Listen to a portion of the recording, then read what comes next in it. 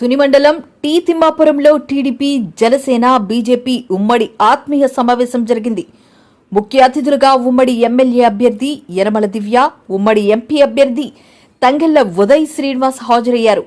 అంతకుముందు గ్రామానికి విచ్చేసిన యనమల దివ్య, తంగెళ్ల ఉదయ్ శ్రీనివాసులకు గ్రామస్తులు అఖండ స్వాగతం పలికారు. పురవీధుల గుండా రోడ్ షో నిర్వహించారు. ప్రజలకు అభివాదం తెలుపుతూ ఎమ్మెల్యే, ఎంపీ అభ్యర్థులు సభాస్థలికి చేరుకున్నారు. తిమ్మాపురం యనమల అడ్డా అని మరోసారి రుజువైంది. ఎక్కడ చూసినా జనం, జనమే. ఎగిసిపడిన జన ప్రవాహం చూస్తే యనమలంటే తిమ్మాపురం ఎంత అభిమానమో తెలుస్తుంది. ఉమ్మడి అభ్యర్థులకు తిరుగే లేదని తిమ్మాపురం ప్రజలు యనమల దివ్య, తంగెళ్ల ఉదయ్ శ్రీనివాసులకు జన నీరాజనాలు పట్టి సాటి చెప్పారు.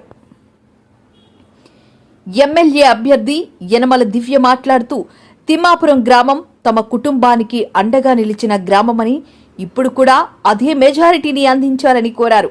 ఎంపీ అభ్యర్థి తంగెళ్ల ఉదయ్ శ్రీనివాస్ మాట్లాడుతూ కాకినాడ పార్లమెంటు నియోజకవర్గాన్ని అన్ని విధాల అభివృద్ధి పరచడంతో పాటు నిరుద్యోగ యువతకు ఉపాధి మార్గాలు చూపిస్తామన్నారు. ఈ కార్యక్రమంలో యనమల రాజేష్, చోడసిట్టి గణేష్, కొయ్యా శ్రీను, ఎస్ఎల్ రాజు, చింతంనేడి అబ్బాయి మరియు టీడీపీ, జనసేన, బీజేపీ నాయకులు, కార్యకర్తలు పాల్గొన్నారు.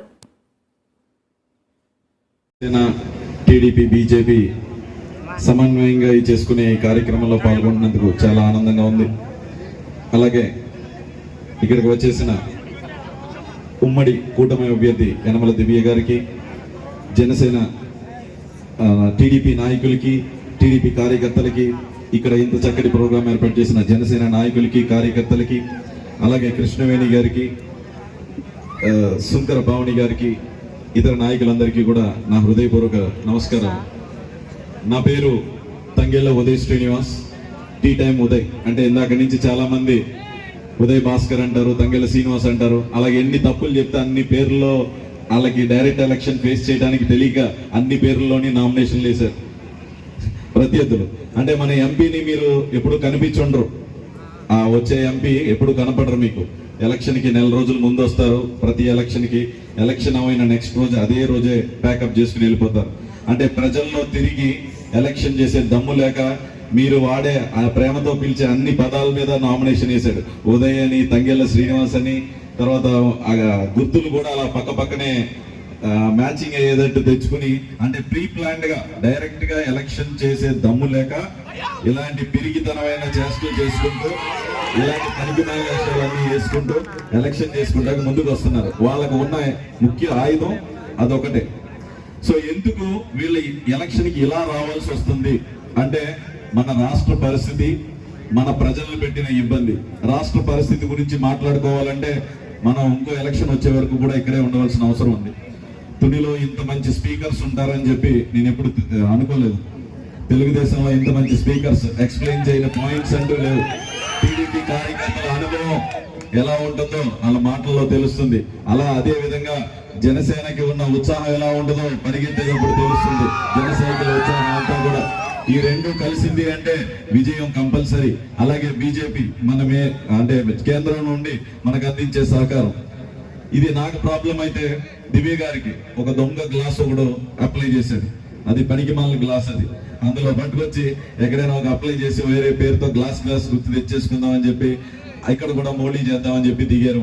వాళ్ళు ఎమ్మెల్యేకి, ఎంపీకి డైరెక్ట్ ఎలక్షన్ వాళ్ళు ఫేస్ చేసే దమ్ము లేక రెండింటిలో కూడా ఇలా దొడ్డిదారుల నుంచి వస్తున్నారు.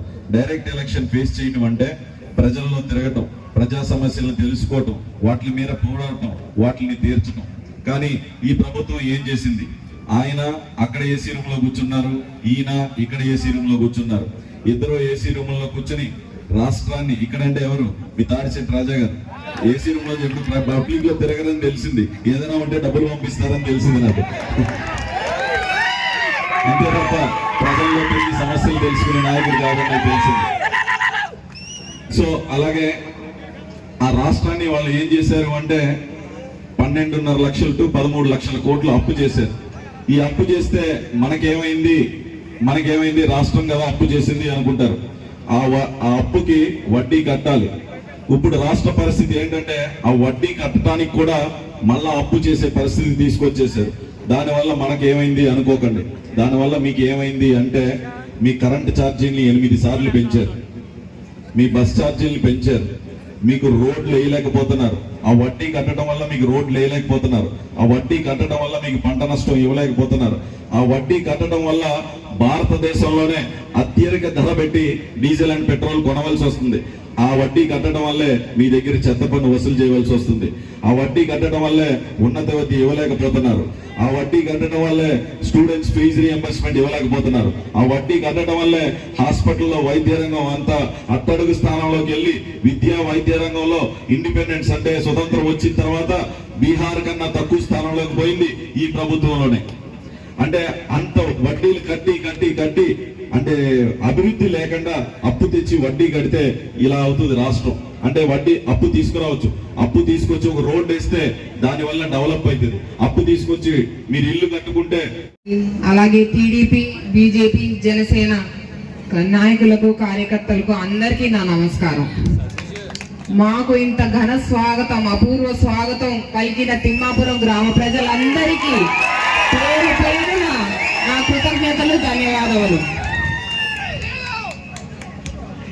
తిమ్మాపురం గ్రామం మొదటి నుంచి మాకు 6 సార్లు నాన్నగారిని మెజార్టీ తెచ్చిన గ్రామం. ఈ గ్రామం అంటే మాకు ఎంతో ప్రీతి, ఎంతో ఇష్టం. మా కుటుంబానికి, మీ కుటుంబానికి, మీ గ్రామానికి మేమంతా, మా కుటుంబం అంతా రుణపడి ఉంది. ప్రతిసారి మెజార్టీ తీసుకొచ్చారు. ఇంతే ఆదరణ, ఇంతే ఆప్యాయత. రేపు పొద్దున్న ఓట్ల వర్షంతో నన్ను అత్యధిక మెజారిటీ తోటి గెలిపిస్తారని ఆశిస్తున్నాను మీ అందరినీ. ఇంతలా మెజార్టీ మీరందరూ 6 ఏళ్ళు తీసుకొచ్చింది కేవలం కార్యకర్తలు మాత్రమే. నాయకులు వస్తుంటారు, పోతుంటారు. కానీ టీడీపీ పార్టీకి ముఖ్యంగా నిలబడింది కార్యకర్తలు. ఎప్పుడు చెక్కు చెదరకుండా ఉన్నారు అంటే అది కేవలం కార్యకర్తలు.